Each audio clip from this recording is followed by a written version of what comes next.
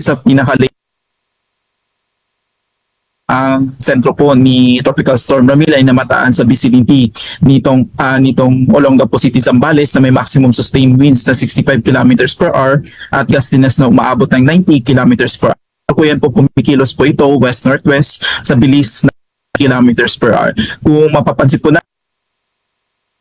ng western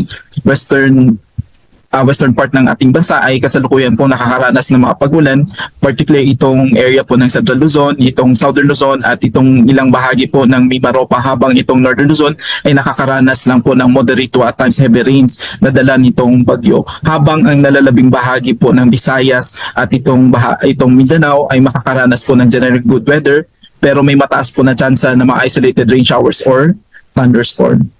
Sa ngayon po, base po sa forecast track intensity outlook nitong si Bagyong Ramil ay generally kikilos po northwest or northwestward across Zambales and Bataan area, and possible ngayong hapon ay lalabas na po ito ng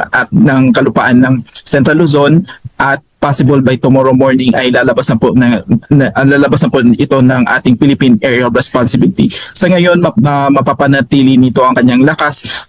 bilang isang tropical storm, ngunit paglabas po nito ng ating PAR, maaari po itong mag-intensify into a severe tropical storm before mag-landfall po ito dito sa may area po ng Vietnam.